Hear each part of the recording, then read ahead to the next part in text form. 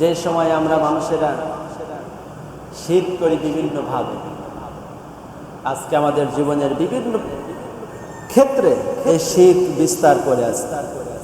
আজকে আমরা পবিত্র কুরআনুল কারীমের 109 নং সূরা সূরাতুল কাফিরুন এই সূরা কাফিরুন থেকে আলোচনা করব।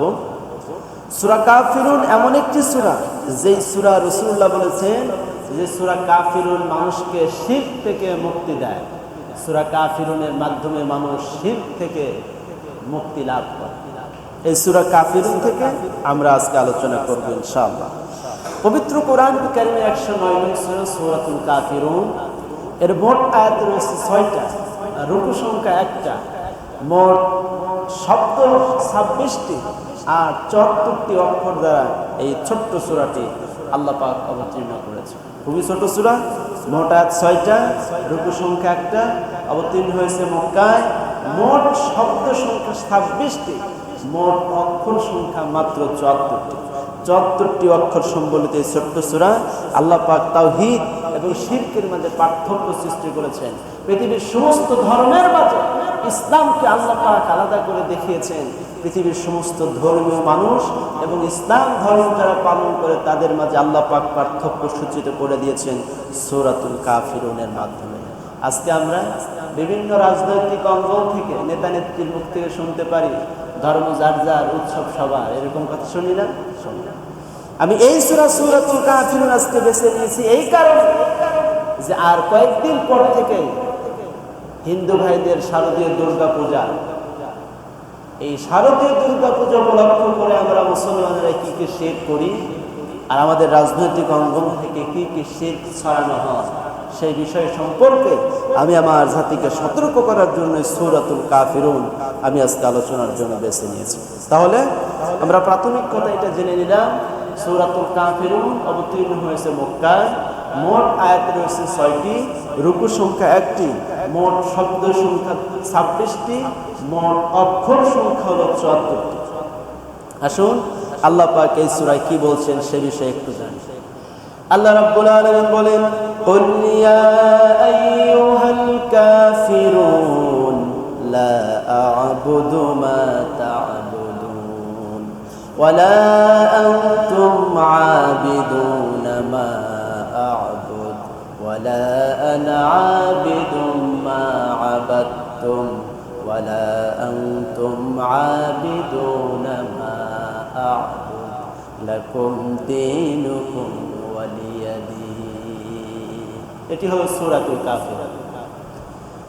আল্লাহ পাক প্রথমে ডাক দিয়েছেন ইয়া আইয়ুহাল কাফিরুন, হে কাফের সম্প্রদায়। রাসূলকে আল্লাহ পাক বলছেন, হে রাসূল আপনি বলুন, হে কাফের সম্প্রদায়, হে কাফেরেরা, আমি তাদের ইবাদত করি না তোমরা যাদের ইবাদত করো, আর তোমরা তার ইবাদত করো না যার ইবাদত আমি করি। তাওহীদ এবং শিরকের মাঝে আল্লাহ পাক পার্থক্য সূচিত করে দিয়েছেন। আজকে আমাদের বিভিন্ন নেতানেত্রী বলে থাকেন ধর্ম যার যার, উৎসব সবার। এ বিষয় সম্পর্কে কথা বলার জন্য সূরা কাফিরুন কি চমৎকার জবাব এই কথা। যে সমস্ত মানুষেরা বলে ধর্ম যার যার, উৎসব সবার, তারা ধর্মকে ভাগ করতে চায়। নিজের ধর্মেও খানিক, অন্যের ধর্মেও খানিক।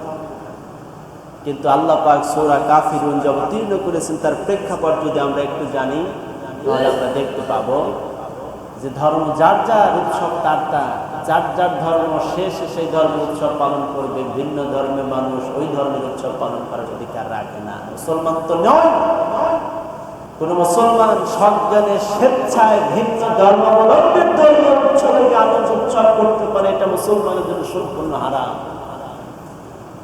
এই আয়াতের শানে নজুল যদি আমরা একটু খেয়াল করি, তাহলে আমরা দেখতে পারবো কত স্পষ্ট কথা আল্লাহ পাক আজ থেকে 1000 বছর আগে বলে দিয়েছেন। অন্য ধর্মের সাথে ইসলাম ধর্মের পার্থক্য আল্লাহ সূচিত করে দিয়েছেন। এই সূরা কাফিরুনের শানে নজুল সম্পর্কে হযরত আব্দুল্লাহ ইবনে আব্বাস রাদিয়াল্লাহু তাআলা আনহু বলছেন যে মক্কার লোকেরা, কাফেরেরা, মুশরিকেরা রাসূলুল্লাহ সাল্লাল্লাহু আলাইহি সাল্লামের কাছে প্রস্তাব নিয়ে আসবে, ইয়া রাসূলুল্লাহ সাল্লাল্লাহু আলাইহি ওয়াসাল্লাম আপনার সাথে আমাদের যে ধর্ম নিয়ে দ্বন্দ্ব চলছে, আপনি বলছেন এক আল্লাহর দাওয়াত দিচ্ছেন, এক ইলাহের দাওয়াত, একত্ববাদের দাওয়াত দিচ্ছেন, আমরা করতেছি বিভিন্ন দেব দেবীর পূজা, বিভিন্ন মূর্তির পূজা, বিভিন্ন প্রতিমার পূজা। আপনার সাথে আমাদের যে সমস্যা চলতেছে, ঝামেলা চলতেছে, আসুন আমরা আপনার এবং আমাদের মাঝে একটি সমাধান চেষ্টা করি, একটি সমাধান করি, একটি সন্ধি করি, যে সমাধানের মাধ্যমে, যে সন্ধির মাধ্যমে আপনার সাথে এবং আমাদের সাথে কোনো বিরোধ থাকবে না, মতবিরোধ থাকবে না, আমরা একে অপরের একেবারে নিকটবর্তী হতে পারবো। বিশ্বনবী সাল্লাল্লাহু আলাইহি সাল্লামকে তারা অফার দিল যে আপনি যদি মক্কার সবচাইতে বড় ধনী হতে চান তাহলে আমাদেরকে বলুন, আমরা মক্কার সবচাইতে বড় ধনী আপনাকে বানিয়ে দেব। আপনি যদি মক্কার সবচেয়ে সুন্দরী নারীকে বিবাহ করতে চান, আমরা গোটা আরব খুঁজে সবচেয়ে সুন্দরী নারী এনে দেবো আপনাকে আপনার বিবাহের জন্য। আপনি যদি মক্কার নেতৃত্ব চান, আমরা আপনাকে মক্কার নেতৃত্ব দেব, আমরা সবাই আপনার পিছনে পিছনে চলব। শর্ত হলো একটা, এত কিছু দেবো, তার শর্ত হলো একটা। সেই শর্তটা হলো যে আপনি 1 বছর বা কিছুদিন আমাদের দেবদেবীর পূজা করবেন, উপাসনা করবেন, আর আমরা কিছুদিন আপনার ইলাহের, আপনার আল্লাহর ইবাদত করব, বন্দেগী করব। বিশ্বনবী জনাব মুহাম্মদ রাসূলুল্লাহ সাল্লাল্লাহু আলাইহি সাল্লামকে যখন এই প্রস্তাব কাফিররা দিল, সাথে সাথে আল্লাহ পাক অবতীর্ণ করলেন, কুল ইয়া আইয়ুহাল কাফিরুন লা আ'বুদু মা তা'বুদুন। পুরা সূরা আল্লাহ পাক অবতীর্ণ করে জানিয়ে দিলেন, হে রাসূল আপনি বলুন, হে কাফেরেরা, তোমরা আমি তাদের ইবাদত করি না যার ইবাদত তোমরা করো, আর তোমরা তার ইবাদত করো না যার ইবাদত আমি রাসূল নিজে করি। প্রিয় ভাইরা আমার, আরেকটি শানে নজরুল দেখুন, এই শানে নজরুল দেখতে আরো স্পষ্ট হয়ে যাবে। আল্লামা ইমাম আবু হাতিম এবং আল্লামা ইবনে জারির আত-তাবারি রাহিমাহুল্লাহ এবং সিরাত ইবনে হিশামের লেখক এই ঘটনাটি উল্লেখ করেছেন, যেটি বুখারী, মুসলিম, নাসাই সহ অসংখ্য হাদিসের কিতাবে এই রিওয়ায়াতটি উল্লেখ রয়েছে। আবুল বাখতারির আযাবকৃত গোলাম সাইদ ইবনে মিনা রাদিয়াল্লাহু তাআলা আনহু এই হাদিস রিওয়ায়াত করেছেন। তিনি বলছেন যে ওয়ালিদ ইবনে মুগীরা, এরপরে ওয়াইল ইবনে আস ইবনে ওয়াইল, এরকম আরো বড় বড় কাফিরেরা রাসূলুল্লাহ সাল্লাল্লাহু আলাইহি সাল্লামের কাছে গিয়ে প্রস্তাব করলো, একই প্রস্তাব, যে আপনি যদি মক্কার বড় ধনী হতে চান আপনাকে ধনী বানিয়ে দেওয়া হবে, আপনি যদি সুন্দরী নারী বিবাহ করতে চান আপনাকে সুন্দরী নারী এনে দেওয়া হবে, আপনি যদি মক্কার নেতৃত্ব কর্তৃত্ব চান তাহলে আপনাকে মক্কার নেতৃত্ব এবং কর্তৃত্ব দিয়ে দেওয়া হবে। বিনিময় আপনি আমাদের দেবদেবীর বিরুদ্ধে কথা বলবেন না, আমরা আপনার দেবদেবীর, আমরা আপনার আল্লাহর কিছুদিন ইবাদত বন্দেগী করবো, আর আপনি কিছুদিন এসে আমাদের দেবদেবীর উপাসনা করবেন। আপনি যদি আমাদের মূর্তিকে চুম্বন করেন তাহলে আমরা আপনার ধর্মের ভালো অংশটুকু নেব, আর আপনি আমাদের ধর্মের ভালো অংশটুকু নেবেন। এই কথা যখন রাসূলুল্লাহ সাল্লাল্লাহু আলাইহি সাল্লামকে প্রস্তাব করা হলো, জবাব রাসূলুল্লাহ দেন না। আল্লাহ জিবরাইলের মাধ্যমে আয়াত নাযিল করেছেন, কুল ইয়া আইয়ুহাল কাফিরুন লা আ'বুদু মা তা'বুদুন, হে কাফেররা, তোমরা তার ইবাদত করো না যার ইবাদত আমি করি, আর আমি তার ইবাদত করি না যার ইবাদত তোমরা করো। প্রিয় ভাইরা আমার, এটা হলো সূরাতুল কাফিরুনের শানে নজুল, সূরা কাফিরুন নাজিল হওয়ার প্রেক্ষাপট। এই ক্ষেত্রে বলে নিতে হবে, যে সমস্ত নেতা এবং নেত্রী বলে থাকেন যে ধর্ম যার যার উৎসব সবার, এটা সম্পূর্ণ মিথ্যা এবং একটি কুফরি কথা। এই আয়াতে আল্লাহ পাক বলেছেন, হে রাসূল আপনি বলুন, সূরা কাফিরুনের শেষ আয়াতে, লাকুম দীনুকুম ওয়ালিয়া দীন, তোমাদের ধর্ম তোমার কাছে, আমার ধর্ম আমার কাছে, তোমাদের দিন তোমার, আমার দিন আমার, তোমাদের ধর্ম, তোমরা যে কাজগুলো করতেছো তার প্রতিদান তোমাদের, আমি যে কাজগুলো করতেছি সেই কাজের প্রতিদান আমার। প্রিয় ভাইয়ের আমার, ধর্ম যার যার উৎসব তার, এটাই সত্য। ধর্ম যার যার উৎসব সবার, এটা সত্য নয়। ইসলাম এমন একটি ধর্ম, ইসলাম এমন একটি জীবন ব্যবস্থা, যে ধর্ম এবং জীবন ব্যবস্থায় পৃথিবীর সমস্ত নীতিমালা, মানুষের জীবনে যা কিছু প্রয়োজন, সমস্ত নীতিমালা এবং নীতি দর্শন আল্লাহ পাক সবগুলোকে ইসলামের ভিতরে সন্নিবেশিত করেছেন। ইসলাম এমন কোনো কাঙ্গাল ধর্ম নয়, এমন কোনো পূর্ণাঙ্গ ধর্ম নয় যে ধর্মে পরিচালনা করার জন্য অন্য ধর্ম থেকে কিছু ধার করে নিয়ে আসতে হবে। ইসলাম একটি কমপ্লিট পূর্ণাঙ্গ জীবন ব্যবস্থা, যেটি আজ বিজ্ঞানসম্মত এবং প্রমাণিত। এই পৃথিবীতে যত ধর্ম আছে, যত মতবাদ আছে, সমস্ত ধর্ম এবং মতবাদের ভিতরে ইসলাম একমাত্র, কেবলমাত্র, শুধুমাত্র আল্লাহর কাছে মনোনীত একটি ধর্ম। আল্লাহ পাক বলছেন সূরা আল ইমরান, আল্লাহ রাব্বুল আলামিন বলেন, ইন্নাদ-দীনা ইনদাল্লাহিল ইসলাম, নিশ্চয়ই আল্লাহর নিকটে কেবলমাত্র, শুধুমাত্র, একমাত্র গ্রহণযোগ্য জীবন ব্যবস্থা, ধর্মের নাম হলো ইসলাম। একমাত্র, কেবলমাত্র, শুধুমাত্র জীবন ব্যবস্থা আল্লাহর কাছে যেটি গ্রহণযোগ্য সেটা হলো ইসলাম। সূরা আল ইমরানের ভিতরে 83 নং আয়াতে আল্লাহ পাক আরো সুন্দর করে বলছেন, যারা এই পৃথিবীতে মানুষ এবং জিন বাদে পৃথিবীর সমস্ত প্রাণী আল্লাহ পাকের নিকট আত্মসমর্পণ করেছে, আল্লাহ পাকের নিকটে আত্মসমর্পণ করেছে একমাত্র মানুষ বাদে। আল্লাহ রাব্বুল আলামিন বলেন, আফা গায়রা দীনিল্লাহি ইয়াবগুন ওয়া লাহু আসলামা মান ফিস সামাওয়াতি ওয়াল আরদি তাওআন ওয়া কারহা ওয়া ইলাইহি ইরজাউন। আল্লাহ পাক বলছেন, আল্লাহ পাক বলছেন, আফা গায়রা দীনিল্লাহি ইয়াবগুন, তারা কি আল্লাহর দ্বীন বাদ দিয়ে অন্য কোন জীবন ব্যবস্থা তালাশ করে? ওয়ালাহু আসলামা মান ফিস সামাওয়াতি ওয়াল আরদ, অথচ আসমান এবং জমিন সমূহে যা কিছু রয়েছে, আসমান সমূহ এবং জমিনে যা আছে সবকিছু ইচ্ছাই হোক অনিচ্ছাই হোক আত্মসমর্পণ করেছে আল্লাহর কাছে। ওয়া ইলাইহি ইরজাউন, আর তাদেরকে আল্লাহর দিকে প্রত্যাবর্তন করতে হবে। যে ব্যক্তি ইসলাম বাদ দিয়ে জীবন ব্যবস্থা গ্রহণ করবে, তালাশ করবে, অনুসরণ করবে, আল্লাহ পাক বলছেন সে ব্যক্তি দুনিয়া এবং আখিরাতে ক্ষতিগ্রস্তদের অন্তর্ভুক্ত হয়ে যাবে। আল্লাহ রাব্বুল আলামিন বলেন, ওয়া মান ইয়াবতাগি গায়রাল ইসলামি দীনান ফালাই ইউকবালা মিনহু ওয়া হুয়া ফিল আখিরাতি মিনাল খাসিরিন। আল্লাহ পাক বলেন, যে ব্যক্তি ইসলাম বাদ দিয়ে অন্য কোনো জীবন ব্যবস্থা তালাশ করবে, অন্য কোনো জীবন ব্যবস্থা অনুসরণ করবে, আল্লাহ পাক তার থেকে সেটি কবুল করবেন না, গ্রহণ করবেন না। ওয়া হুয়া ফিল আখিরাতি মিনাল খাসিরিন, আর সেই ব্যক্তি কিয়ামতের দিন ক্ষতিগ্রস্তদের অন্তর্ভুক্ত হয়ে যাবে।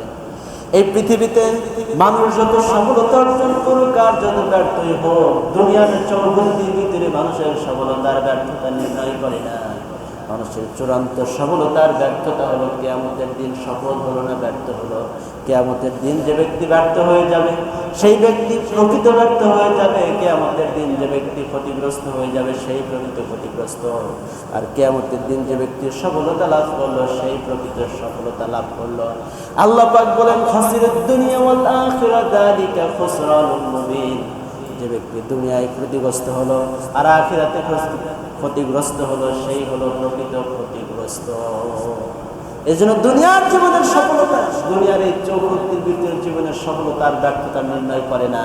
দুনিয়ায় কেউ যদি ব্যর্থ হওয়ার পরে আদালতে আখিরাতে সফলতা লাভ করে, এর চাইতে সৌভাগ্য আর কিচ্ছুই হতে পারে না। দুনিয়ায় সফল হলো কিন্তু আখিরাতে ব্যর্থ, তার মতো কপাল পোড়া আর কেউ হতে পারে না। এজন্য আমাদেরকে খেয়াল করতে হবে, আমাদের সফলতা শুধু দুনিয়ার ভিতরে সীমাবদ্ধ নয়। আল্লাহ আমাদেরকে দুনিয়ায় সফলতা দান করুন এবং আখিরাতেও সফলতা দান করুন। আল্লাহ পাক এই কথাই বলেছেন, রব্বানা আতিনা ফিদ দুনিয়া হাসানাহ ওয়া ফিল আখিরাতি হাসানাহ ওয়া কিনা আযাবান নার। আল্লাহ পাক শিখাচ্ছেন তোমরা এইভাবে দোয়া করো, রব্বানা আতিনা ফিদ দুনিয়া হাসানাহ, আল্লাহ তাআলা দুনিয়া আমাদের কল্যাণ দান করুন আর আখিরাতে কল্যাণ দান করুন, জাহান্নামের আগুন থেকে মুক্তি দান করুন। প্রিয় ভাইরা আমার, ইসলাম কমপ্লিট একটি জীবন ব্যবস্থা। যে কথা বলতেছিলাম, অন্য ধর্মের থেকে কিছু উৎসব আমাদের ধর্মে ধার করে এনে চালাতে হবে না। কারণ ইসলামে অর্থনীতি আছে, সমাজনীতি আছে, রাজনীতি আছে, সংস্কৃতি আছে, জীবনের যত দিক বিভাগ আছে সবটা আল্লাহ পাক ইসলামের ভিতরে পরিপূর্ণভাবে দান করেছেন। বিশ্বনবী জনাবে মুহাম্মদ রাসূলুল্লাহ সাল্লাল্লাহু আলাইহি ওয়াসাল্লাম যখন বিদায় হজের দিন ভাষণ দিচ্ছেন, আল্লাহ পাক রাসূলের উপরে সূরা মায়েদার ৩ নং আয়াত অবতীর্ণ করে দিলেন। আল্লাহ রাব্বুল আলামিন বললেন, আল-ইয়াওমা আকমালতু লাকুম দীনাকুম ওয়া আতমামতু আলাইকুম নি'মাতি ওয়ারাদিতু লাকুমুল ইসলাম দীনা। আল-ইয়াওমা আকমালতু লাকুম দীনাকুম, আজকে আমি তোমাদের জন্য দিনকে পূর্ণাঙ্গ করে দিলাম। ওয়া আতমামতু আলাইকুম নি'মাতি, এবং আমার সমস্ত নিয়ামত তোমাদের জন্য পূর্ণ করে দিলাম। ওয়ারাদিতু লাকুমুল ইসলাম দীনা, আর তোমাদের জন্য আমি ইসলামকে দিন হিসেবে কবুল করে নিলাম। বলেন সুবহান। এই আয়াত যখন অবতীর্ণ হয়ে গেল, বিশ্বনবীর উপর যখন এত অবতীর্ণ হয়ে গেল, জ্ঞানবৃদ্ধ হযরত আবু বকর রাদিয়াল্লাহু তাআলা আয়াত শোনা মাত্র কাঁদতে শুরু করলেন। সাহাবীরা খুশি হয়ে বলছেন, এই আয়াত শুনে আল্লাহ নিয়ামত পূর্ণ করেছেন, দিনকে কবুল করেছেন, দিনকে পূর্ণাঙ্গ করেছেন, আল্লাহ সমস্ত নিয়ামত দিয়েছেন। এরপরে আবু বকর রাদিয়াল্লাহু তাআলা এই আয়াত নাযিল হওয়ার পরে কাঁদে কেন? লোকেরা প্রশ্ন করলো, আবু বকর রাদিয়াল্লাহু তাআলা কাঁদছেন কেন? আল্লাহ তো দিন পূর্ণাঙ্গ করেছেন, আল্লাহ দিন কবুল করেছেন, আর আল্লাহ সমস্ত নিয়ামত পূর্ণাঙ্গ করে দিয়েছেন। হযরত আবু বকর বলছেন, রাসূলুল্লাহকে আল্লাহ পাক পৃথিবীতে প্রেরণ করেছেন সমস্ত ধর্মের উপর ইসলামকে বিজয় করে দেবে, সমস্ত ধর্মের উপর ইসলামকে পূর্ণাঙ্গ করে দেবে। এই উদ্দেশ্যে আল্লাহ পাক তার রাসূলকে পাঠিয়েছেন। আজকে যখন দিন পূর্ণাঙ্গ হয়েছে, তার মানে হলো রাসূলুল্লাহকে আল্লাহ যে মিশনের উদ্দেশ্যে পাঠিয়েছিলেন সেটি পরিপূর্ণ হয়ে গেছে, রাসূলের বিদায় ঘণ্টা বেজে গেছে। এই আয়াত নাযিল হওয়ার মাধ্যমে আমার মনে হচ্ছে রাসূলুল্লাহ আমাদের কাছ থেকে অতি শীঘ্রই আল্লাহর কাছে বিদায় নিয়ে চলে যাবে। প্রিয় ভাইরা আমার, এজন্য ইসলাম কমপ্লিট একটি জীবন ব্যবস্থা, এখানে অন্য ধর্ম থেকে ধার করে কিছু আনতে হবে না। প্রিয় ভাইরা আমার, আমাদের এই শারদীয় দুর্গা পূজা উপলক্ষ করে আমরা মুসলমানদের ভিতরে কিছু সংখ্যককে দেখতে পাই যে তারা হিন্দু ভাইদের দুর্গা উৎসবে যান, পূজা মণ্ডপে যান, আনন্দ করেন, নাচেন, গান গান, সেখানে আহার করেন, বিভিন্ন রকমের নাচ গান আমরা দেখি, মুসলমান সেখানে শরীক হয়। এটা সত্য না মিথ্যা? কথা পরিষ্কার, যেটা এতদিন বলা যায় না আজকে বলতেছে। হিন্দু ভাইরা তাদের ধর্মীয় উৎসব যেটা বলে সেটা পালন করে। কোন মুসলমান সন্তানের, কোন মুসলমান ইমানদার ব্যক্তির কাজ নয় অমুসলিমদের ধর্মীয় উৎসবে গিয়ে শরীক হয়ে আনন্দ লাভ করা। ওরা সেখানে আল্লাহর সাথে শরীক করতেছে, কিন্তু আবার আল্লাহর সাথে কাউকে শরীক করা যাবে? আমার ধর্মের বিশ্বাস আল্লাহ একজন, তার কোনো শরীক নাই, তার কোনো অংশীদার নাই, তার কোনো প্রতিচ্ছবি নাই, তার কোনো মূর্তি নাই, অবয়ব নাই। কিন্তু হিন্দুরা সেখানে তাদের মূর্তি বানায়া তার সাথে আল্লাহর সাথে শরীক করা হচ্ছে। এখানে গিয়ে এই মূর্তি দেখে, এই অংশীদার দেখে আনন্দ নেওয়া, খুশি হওয়া, এটি কোন মুসলমানের কাজ বলেন? এবং হিন্দুদের এই যে ধর্মীয় উৎসব শারদীয় দুর্গা পূজা, এটা আসলে হিন্দুদের কোনো ধর্মীয় উৎসব না, এটা ধর্মীয় উৎসব নয়। হিন্দুদের যতগুলো ধর্মগ্রন্থ আছে, কোন ধর্মগ্রন্থে এইটা তাদের ধর্মীয় উৎসব বলে বিবেচিত হয় না। 1757 সালে আপনার 24শে জুন পলাশীর আম্র কাননে নবাব সিরাজউদ্দৌলার সাথে ইংরেজদের একটি যুদ্ধ হয়েছিল, যেটি পলাশীর যুদ্ধ নামে আমরা সবাই জানি। ইতিহাস যারা পড়েন, যারা পড়েছেন তারা নিশ্চয় জানেন পলাশীর যুদ্ধ। সেই পলাশীর যুদ্ধে নবাব সিরাজউদ্দৌলা কতিপয় নিজের সৈন্যদের মুনাফিকির কারণে, মির্জাফরের কারণে পরাজিত হয়েছিলেন। মির্জাফর সেদিন কাজ করেছিল মির্জাফরের মতো। এজন্য আল্লাহ পাক এত ঘৃণিত করেছেন, কিয়ামত পর্যন্ত আমার মনে হয় কোনো মানব মুসলমান তাদের সন্তানের নাম মির্জাফর রাখে না। রাখে? বলেন? জাফর রাখতে পারে, মীর রাখতে পারে, কিন্তু মির্জাফর একসাথে দুই শব্দে এক নামে কোন মানুষ তার সন্তানের নাম রাখে না। আজকে কেউ না। এই পলাশীর যুদ্ধে 1757 সালে পলাশীর আমরার কারণে সিরাজউদ্দৌলার সাথে ইংরেজদের যুদ্ধ হলো। ইংরেজদের কাছে সেদিন বাংলার স্বাধীনতার সূর্য অস্তমিত হয়েছিল, নবাব পরাজিত হয়েছিলেন। সেখান থেকে অন্যত্র যাওয়ার পর তাকে গ্রেপ্তার করা হয়েছিল, তাকে হত্যা করা হয়েছিল। ইতিহাস আপনারা জানেন, যারা ইতিহাস পড়ে। এই পলাশী যুদ্ধে ইংরেজরা যখন বিজয় লাভ করলো, হিন্দুরা ছিল ইংরেজদের পক্ষে, ইংরেজদের গোলাম দাসে তারা পরিণত হয়েছিল। এই পলাশী যুদ্ধে বিজয়ের পরে ইংরেজ সেনাপতি ক্লাইভ, তিনি নদিয়ার রাজা কৃষ্ণচন্দ্র আর শোভাবাজারের রাজা নবকৃষ্ণ, এই দুই রাজাকে বলল যে তোমরা এই মুসলমানদের যে পরাজিত করা হয়েছে এবং ইংরেজরা বিজয় লাভ করেছে, এই বিজয় লাভের জন্য বিজয় উৎসবের একটা ব্যবস্থা করো, আনন্দ উৎসবের ব্যবস্থা করো। আমি যে তথ্যটা বলছি, ইতিহাস বলতেছি, এটি রেফারেন্স হলো ডক্টর নুরুল ইসলামের লেখা ইসলাম ও অন্যান্য মতবাদ। এই বইটিতে আপনারা পাবেন সম্ভবত 100 কি 101 পৃষ্ঠা এরকম। ইসলাম ও অন্যান্য মতবাদ ডক্টর নুরুল ইসলামের লেখা, এই বইটিতে আপনারা এই ইতিহাসটি পাবেন। ক্লাইভ, ইংরেজ সেনাপতি ক্লাইভের পরামর্শক্রমে নদিয়ার রাজা নবকৃষ্ণ, কৃষ্ণচন্দ্র এবং শোভাবাজারের রাজা নবকৃষ্ণ দুইজনে মিলে 1757 সালের শরৎকালে একটি উৎসবের আয়োজন করলেন, যেটার নাম দিল শারদীয় দুর্গা পূজা উৎসব। সেই উৎসবে সর্বপ্রথম এই শারদীয় দুর্গা পূজা 1757 সালে অনুষ্ঠিত হল, যেটা আজ হিন্দুদের ধর্মীয় উৎসব বলে তারা চালিয়ে দিচ্ছে। সম্পূর্ণ মিথ্যা কথা।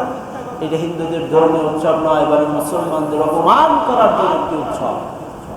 সেই উৎসবের পরে সেই উৎসবে যে খরচ হয়েছিল, যজ্ঞ আয়োজন, তদানীন্তন সময়ের 1 লক্ষ টাকার মতো ব্যয় হয়েছিল এই উৎসব পালন করতে। আনন্দের ব্যাপার হলো এই সম্পূর্ণ টাকাটাই ইংরেজরা বহন করেছিল। প্রিয় ভাইয়ের আমার, যেখানে মুসলমানদের পরাজয় বরণের কারণে হিন্দুরা বিজয় উৎসব করলো, সেটার নাম দিল শারদীয় দুর্গা পূজা। আজকে ইতিহাস না জানার কারণে আমরা মুসলমানদের সেই পূজা উৎসবে গিয়ে আনন্দ উৎসব করি। এটা কি নিজেদের সাথে বেঈমানি নয়? প্রিয় ভাইয়ের আমার, আমাদের বুঝতে হবে, ইতিহাস জানতে হবে।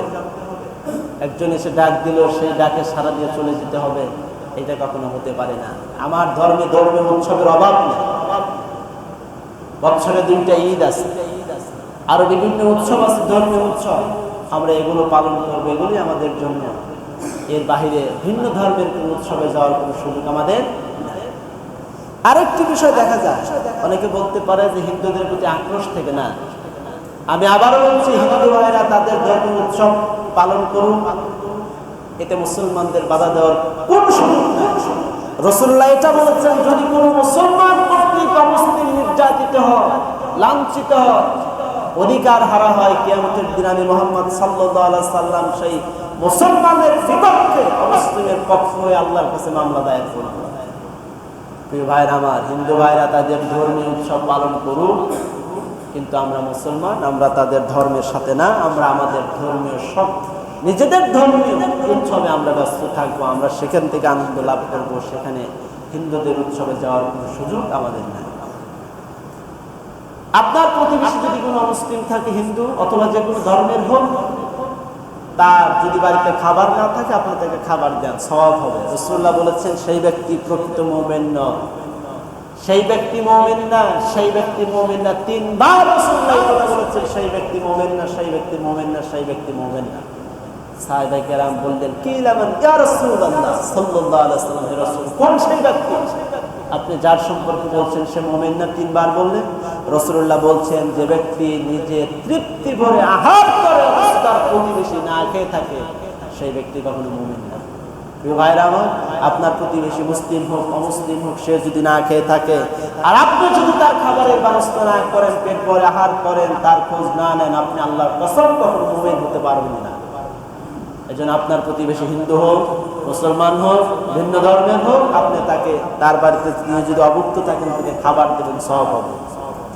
হিন্দু যদি অসুস্থ থাকে, চিকিৎসার পয়সা না থাকে, আপনি তার চিকিৎসার ব্যবস্থা করেন, পয়সা দেন, টাকা দেন, ডাক্তার দেখে আপনি কিছু নিয়ে যান, ফলমূল, আপনার সওয়াব হবে।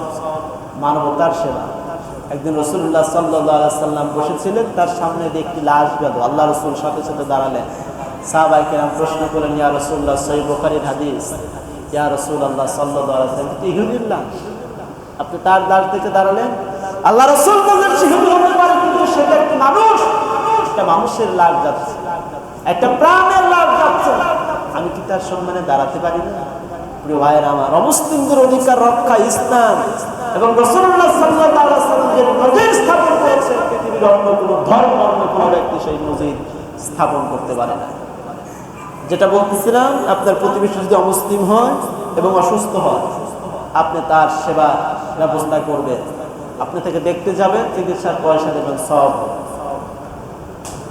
আপনার প্রতিবেশী অমুসলিম, তার ছেলে মেয়ে লেখাপড়া করাবে কিন্তু পয়সা নাই, আপনি সেখানে তাকে সহযোগিতা করলেন, বিশ্বাস করেন আপনার সওয়াব হবে। আপনার প্রতিবেশী কন্যা দায়গ্রস্ত, বিয়ে শাদী দিতে পারছে না, অর্থের অভাবে আপনি সেখানে সহযোগিতা করেন, আপনার সওয়াব হবে। কিন্তু অমুসলিম আপনার কোন প্রতিবেশী পূজা করবে, মূর্তি বানাবে, এইখানে আপনি সহযোগিতা করতে পারেন না। কারণ ওরা মূর্তি পূজার মাধ্যমে আমার আল্লাহর সাথে শরীক করবে, ওরা ওদের পয়সা দেবে, আপত্তি নাই। কিন্তু আমি মুসলমান, আমার পকেটে পয়সা দিয়ে তারা মূর্তি কিনবে, এইটা ইসলাম অনুমোদন করে না। রাষ্ট্র তাদের দেবে, রাষ্ট্র তাদের সহযোগিতা করবে, তাদের নিরাপত্তা দেবে, কারণ তারা রাষ্ট্রের বৈধ নাগরিক, তারা রাষ্ট্রকে ট্যাক্স দিচ্ছে, কর দিচ্ছে, এটা তাদের দায়িত্ব। রাষ্ট্রকে ট্যাক্স কর দেওয়া রাষ্ট্রের দায়িত্ব, তাদের নিরাপত্তা, তাদের জীবনের, তাদের সম্পদের, ধর্মীয় আচার অনুষ্ঠান, উৎসব পালনের যে অধিকার রয়েছে, এই অধিকার দেওয়া এটা রাষ্ট্রের দায়িত্ব। রাষ্ট্র তাদেরকে দেবে, তাদের নিরাপত্তার জন্য রাষ্ট্র সব রকম ব্যবস্থা করবে। কিন্তু আমি মুসলমান সেখানে ব্যক্তিগতভাবে সাহায্য সহযোগিতা করতে পারি না, কারণ সেখানে আল্লাহর সাথে শরীক করা হবে। প্রিয় ভাই, আমরা আরেকটি বিষয় দেখি। আমরা যেটা দেখি যে অমুসলিমদের বিভিন্ন উৎসবে মুসলমানরা গিয়ে নাচে, গান গায়, আহার করে না, বিভিন্ন খাওয়া দাওয়া করে। হিন্দুদের প্রসাদনী যেটা পূজা উপলক্ষে তৈরি করা হয়, এটি মুসলমানদের জন্য খাওয়া কখনো বৈধ হতে পারে। বাংলাদেশে অমুসলিমদের প্রতি যে উদারতা দেখানো হয়, সাম্প্রদায়িক সম্প্রীতি বাংলাদেশে যত বেশি, পৃথিবীর অন্য কোনো দেশের সাম্প্রদায়িক সম্প্রীতি এত বেশি নাই।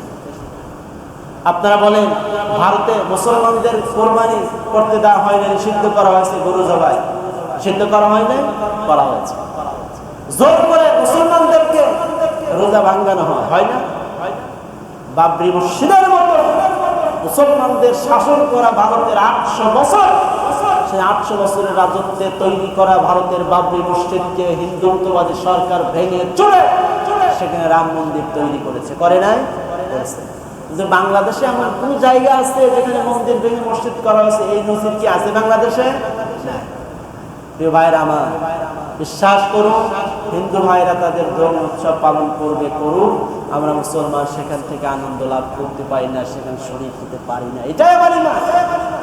কাফিরা রাসূলকে অফার দিলে, হে রাসূল, কাফিরা রাসূলকে অফার দিলে, হে রাসূল আপনি আসুন, কিছুদিন আমরা আপনার আল্লাহর ইবাদত করি, কিছুদিন আপনারা আমাদের দেব দেবীর পূজা করেন। রাসূলুল্লাহর প্রতি আল্লাহ আয়াত নাযিল করলেন, কুল ইয়া আইয়ুহাল কাফিরুন লা আ'বুদু মা তা'বুদুন। হে রাসূল, আপনি কাফেরদের বলুন যে তোমরা, আমি তার ইবাদত করি না যার ইবাদত তোমরা করো, আর তোমরা তার ইবাদত করো না যার ইবাদত আমি করি। লাকুম দীনুকুম ওয়ালিয়া দীন, তোমাদের ধর্ম তোমার, আমার ধর্ম আমার, আমার ধর্মের উৎসব আমার, তোমার ধর্মের উৎসব তোমার, তোমার ধর্মের উৎসব আমার হতে পারে না, আমার ধর্মের উৎসব তোমার হতে পারে না। অমুসলিমদের ধর্মের উৎসব আমার নয়, ইসলামের ধর্মের উৎসব অমুসলিমদের নয়। আপনারা দেখছেন কোন কোরবানি ঈদে আপনি গরু জবাই করছেন, কোরবানি করেছেন, আপনার বাড়িতে হিন্দু এসে আহার করতেছে, দেখছেন কখনো? কিন্তু হাজার হাজার মুসলমান সন্তানেরা হিন্দুদের পূজায় গিয়ে সেখানে খাবার দাবার গ্রহণ করে, এটা সত্য না মিথ্যা? ইমান চলে গেলে যদি কোনো ব্যক্তি সজ্ঞানে স্বেচ্ছায় আল্লাহর সাথে শরীক করা হয়, সেইখানে গিয়ে যদি আনন্দ লাভ করে, আনন্দ উৎসব করে, বিশ্বাস করে ইমান চলে যাবে। প্রিয় ভাইরা আমার, ভারতে মুসলমানদেরকে গরু জবাই করতে নিষেধ করা হয়েছে, কিন্তু বাংলাদেশে হিন্দু ভাইরা পাঠা বলি দেয়, দেয় না? কোন মুসলিম সরকার সেটা নিষেধ করছে? বরং পাঠা বলি যে তারপরের দিন বাজার থেকে মুসলমানদের সেই পাঠার কল্লা কিনে কিনে খায়, এটা সত্য না মিথ্যা? আল্লাহর নামে যেই প্রাণী জবাই করা হয়, সেই প্রাণীর মাংস খাওয়া মুসলমানদের জন্য সম্পূর্ণ হারাম। যেই প্রাণী যদি সেটা হালালও হয়, চতুষ্পদ জন্তু যদি হালালও হয়, কিন্তু তারপরে যদি আল্লাহর নাম ছাড়া জবাই করা হয়, সেটি খাওয়া কখনো মুসলমানদের জন্য জায়েজ। প্রিয় ভাইরা আমার, অমুসলিমদের অধিকার রক্ষা ইসলাম কেমনে করেছে একটি নজির আপনাদের সামনে বলে যায়। খলিফাতুল মুসলিমিন আমিরুল মুমিনিন রাদিয়াল্লাহু তাআলা আনহু জামানা আমর ইবনুল আস রাদিয়াল্লাহু তাআলা আনহুর নেতৃত্বে মিশর জয় করা হলো। মিশর বিজয়ের পরে সেখানে মুসলমানরা দেশ যখন বিজয় হয়ে গেল, অবস্থান করতে লাগলেন। মিশরে খ্রিস্টানেরা ঈসা আলাইহিস সালামের একটি মূর্তি তৈরি করেছিল, যিশুর মূর্তি।